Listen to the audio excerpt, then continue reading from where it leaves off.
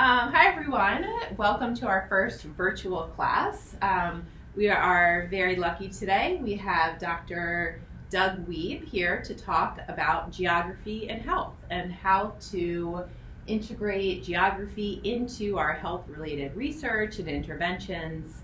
And hopefully some of you can take some of the lessons learned today and apply it to the problems that you're working on. How does that sound, Dr. Wiebe? Terrific. Thanks for having me, Sarah. You're welcome, and I'm going to call you Doug from now on. Is that okay? Of course. Great. Okay, before we get started, can you tell us a little bit about yourself and your trajectory? Yeah, sure. Did a PhD in social ecology, which is the study of the interaction between people and their environment. While I was doing that, I learned about the field of epidemiology and public health and was motivated to work on prevention of injuries based on some earlier work that I had done. So I did a postdoctoral fellowship in injury prevention at UCLA and then really got interested in the methods of epidemiology and injury prevention and public health. And I've combined those two for a career and now work at the University of Pennsylvania. I'm a professor of epidemiology and I study geography and health with a focus on injury prevention. Great. Well, tell us what's important to know about geography and health. Well, ultimately what's important is that place matters. Place matters profoundly for our health, ranging with everything from diet to risk of being injured. Place also matters for prevention. If we change places, it can be much more efficient from a public health perspective to make places safer than trying to get people to change their behavior. Got it. To either eat more healthy or to prevent them from driving recklessly. If we can make structural changes to places and objects, we greatly can increase our potential to improve health. Okay, great. So, we've been talking a bit in this class and pulling from examples around some of your work in gun violence. And indeed, with your research, place did matter. Can you talk a little bit about that as an example? Yeah, and a good example is that, like, from the micro to the macro, place really matters. As I was doing my dissertation research, I learned about one study published in the New England Journal of Medicine, finding that if you have a gun in the home, you're more likely to die by homicide and suicide than people without a gun in the home. And there are important injury prevention policy implications for that. But it's also just one small little piece of the dynamic that can be happening in the home. Understanding a contemporary example and innovative in Philadelphia is that recently a randomized trial was completed here where vacant lots were greened with the goal of reducing gun violence, and in fact they seem to have reduced the incidence of gun violence nearby. And there's even kind of a biological mechanism and understanding a framework behind why that could be happening. Great. So let's start talking a little bit about mapping and spatial analysis. Yeah, great. So a map is an extremely complex piece of information, and mapping can have a lot of value, for example, in reaching policymakers and presenting graphically the phenomenon that you're wanting to try to describe. If maps are done wrong, they can be confusing. If maps are done deliberately wrong, they can be very misleading. And there are a couple of simple principles to think about when we present information graphically on graphs and also on maps. So let me tell you where I'm coming from on that. Edward Tufte at MIT has now become famous for his work on data visualization. And he has this nice principle about the data-ink ratio. And he says, is in anything graphic, try to only have ink that communicates data. Like, do not be wasteful in what you put on that background in that piece of paper. And so let me give you an example of what it's like to be very efficient in graphing data. Have a look on the left. This is a bar graph, obviously. Percentage of adolescents who smoke in England, 1974-1994. And you can see how this is arrayed to try to communicate a main message. And this is a good example of how um, the ink is not being used efficiently. Look at all the redundancy in here. A bar graph, very wide. Moreover, a bar graph colored black, that's literally a lot of ink, with guidelines going sideways to show you the percent at any given height above the graph, is redundant relative to the numbers here above each bar, showing what the percentage is. Each of these percentages is listed here 6 times above the bars. The percent is here every time, and even a background is shaded gray, so that's a lot of ink. And a much more efficient way to communicate the same information is this one on the right. This is just a much more efficient use of the data ink ratio. Great. And so that's a graph, and we can think literally about the same concepts in mapping. And a great example for our class here in public health is, of course, the Broad Street pump. And you'll be familiar with, this is the classic map where John Snow in the Soho area of London, circa, I think, 1850, mapped the incidence of cholera by stacking little bars on each home according to where deaths had occurred. And there's a lot of information on this map that makes it hard to grasp the punchline, which was his finding that more deaths seem to be happening near this one particular pump than elsewhere. Let's try an activity where I'd like you to take a look at this map. This is John Snow's initial map with the cholera outbreak, and pause the video, look at the slide, and consider how much ink can be removed without loss of information. I like your question. How much ink could be removed to better communicate the key finding that John Snow brought back to the policymakers?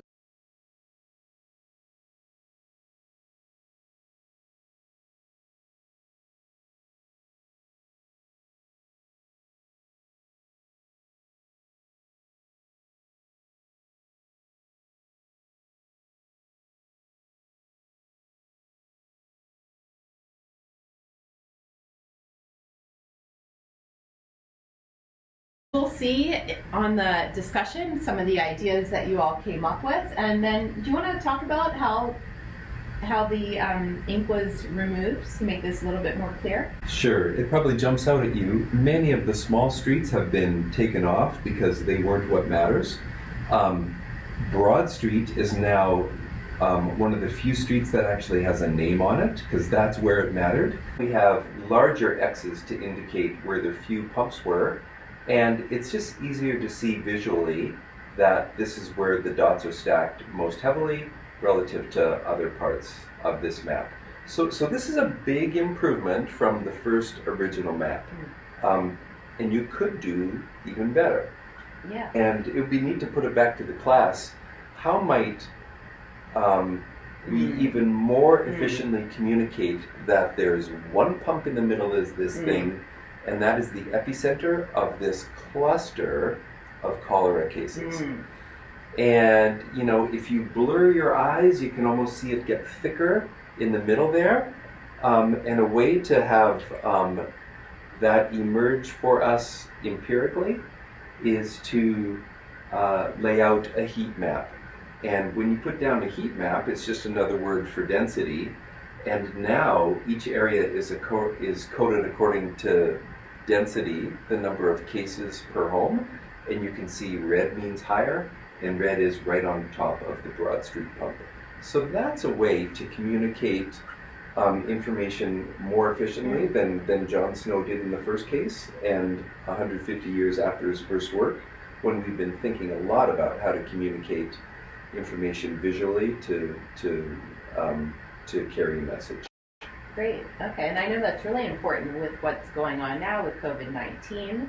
I know Hopkins has a site, which I'll post up, where you can see where outbreaks are occurring visually on a map. And I see you have a map coming up in your next slide. Do you want to? Sure.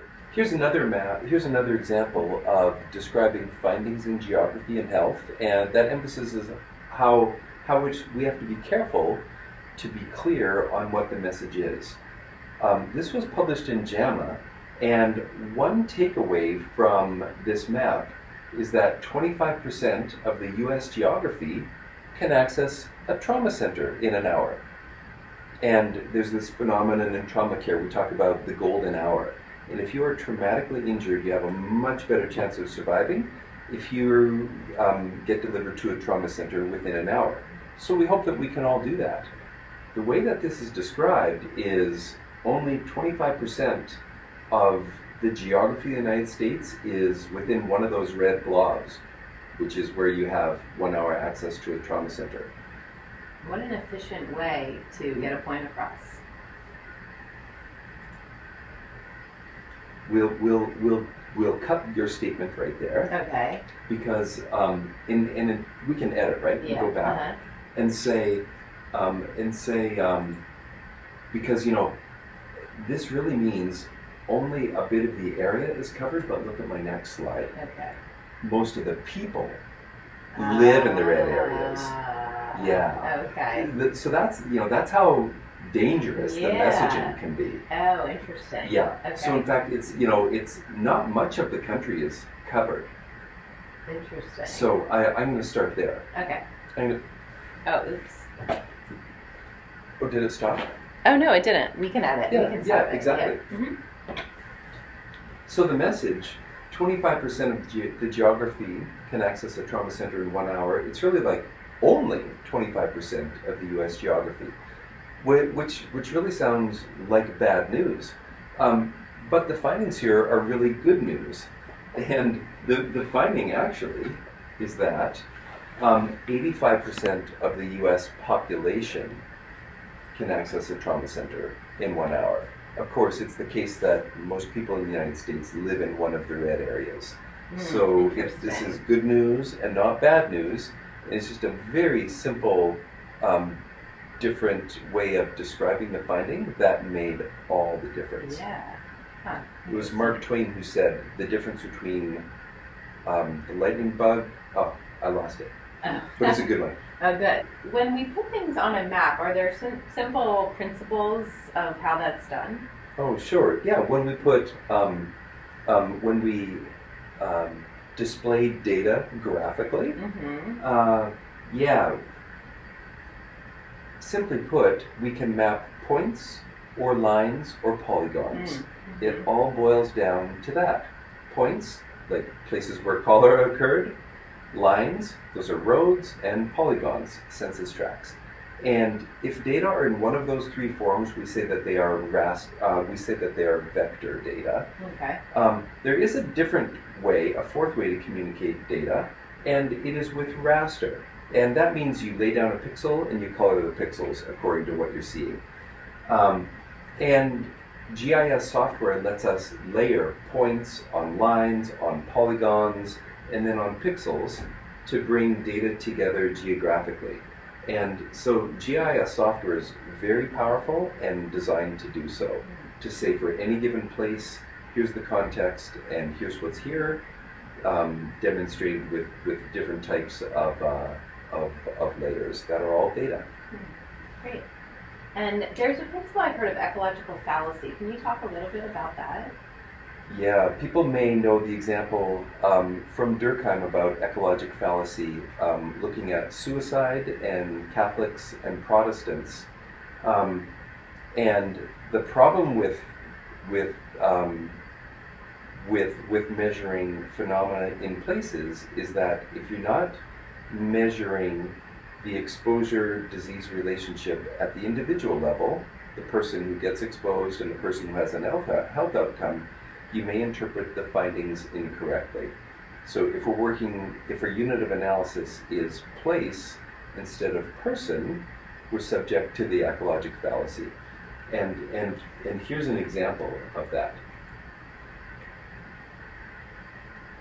It may be the case that in 3 different cities, the percent of people who are the likelihood of having bad health is higher in people who are unemployed. And that is communicated here and here and here in each of those cities. As the percent of unemployment goes up, it's a positive relationship with the percent of people who have bad health. If you're not measuring that phenomenon within people and only within places, you may find this. You may find a downward slope. That makes it suggest that in places where there's more unemployment, ill health is lower.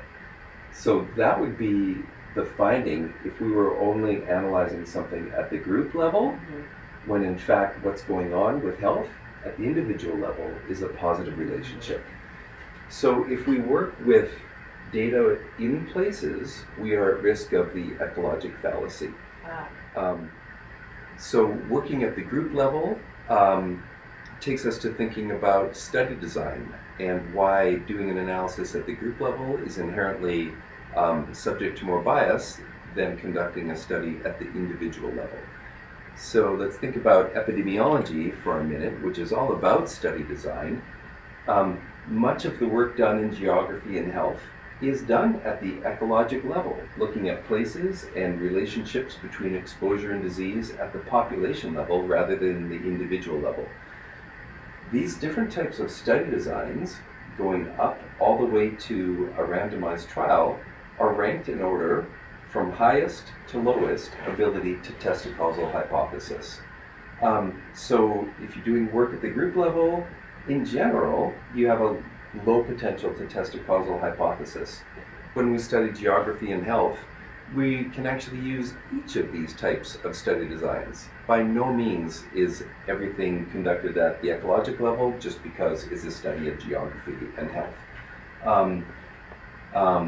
One reason that we want to use a higher level of study design is because the potential to impact policy with our evidence is higher as we use study designs further up on that list. So an example of conducting a case control study in the context of geography and health is this really classic question: are you more likely to have brain cancer if you live close to high tension power lines than further away?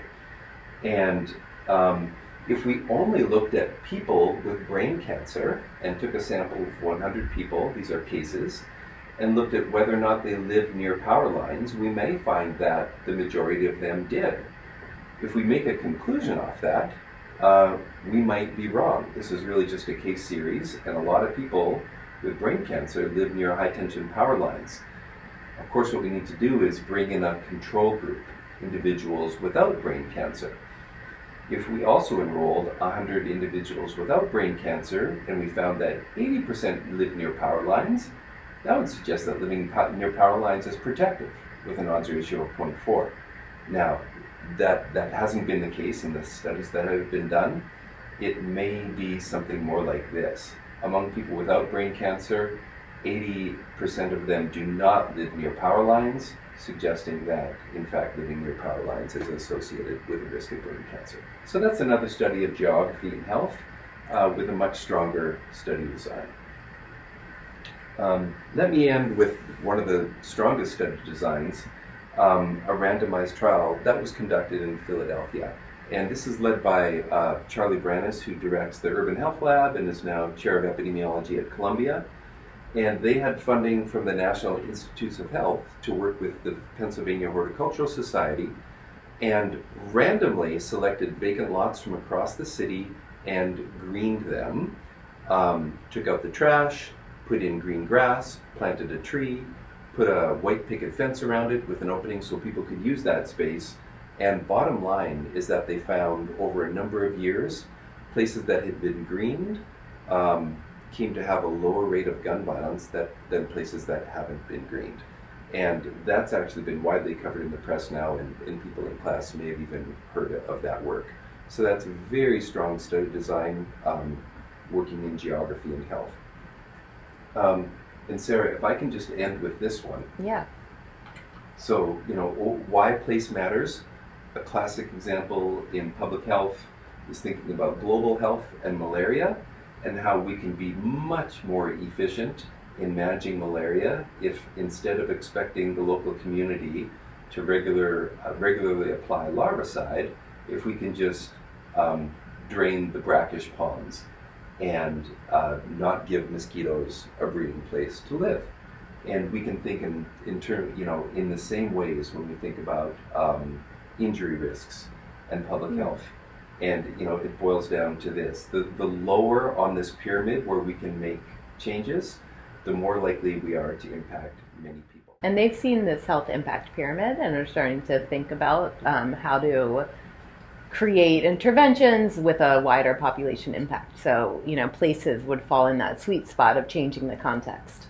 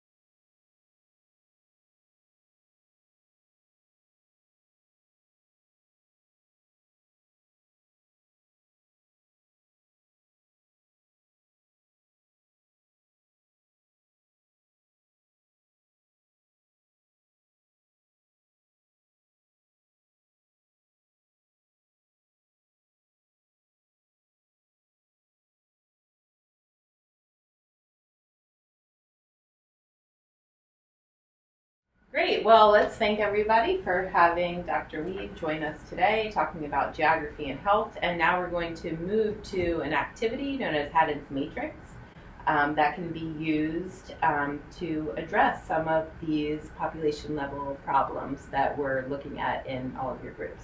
Terrific. I'm really glad you can use Haddon's Matrix actually. When we think about any injury problem, they can seem so large and untractable that we don't know where to start. And Haddon's Matrix can really inspire us because we can see if we break down any injury problem into component parts, we see that there are many opportunities to tackle a given part of an injury problem because there's no one size fits all silver bullet. Yeah, not.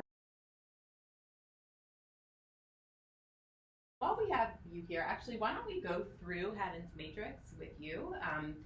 And then we'll use the rest of the class time to apply your problem and work through it. Sounds good. Yeah, in the injury portion of the field of public health, we talk a lot about Dr. Bill Haddon, widely considered father of modern epidemiology, who was instrumental in figuring out how can we take on the problem of car crash in the United States. And it's a great example of breaking a problem into its component parts. And he said, for any given injury problem, motor vehicle crash, for example, let's think about what is happening and opportunities for prevention before the crash occurs, or as the crash is occurring, or after the crash has occurred. How are we going to try to deploy countermeasures? We can try to make changes to the host, that's the person in the vehicle, to the equipment, like the car, and the physical environment and the social environment. And so some of this will jump to mind right away for you because we experience countermeasures every day. Bots Dots is a classic example of a very efficient countermeasure. Dr. Bots worked for the California Department of Transportation, and he is the gentleman who designed the epoxy and found a formula that made those dots stick on the road and not come off.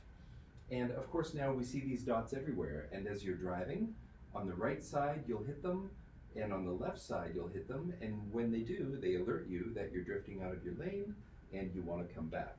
So Bots Dots fall into the Haddon's Matrix right there. Before a crash has occurred, if those are an element of the physical environment, they can help prevent crashes.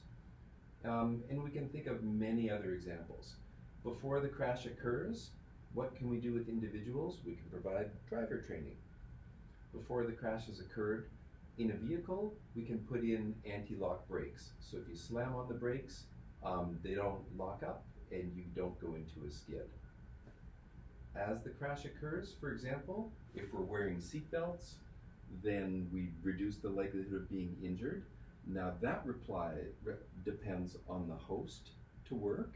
So it's an active public health intervention. It actually takes an individual a little bit of work. Not ideal. If we can have a passive public health intervention, like change the equipment to automatically deploy an airbag, that can be even more effective. But we need all of these things to come together to reduce death from motor vehicle crash. After the event occurs, for example, if we have emergency medical services, we can get individuals to trauma centers faster. Great, thanks so much. All right, so we're gonna try this out. And then I'll walk them through the assignment, and then we're done with class. Bam, ba-doom, ba, ba-doom, ba, ba-doom, ba, ba-doom.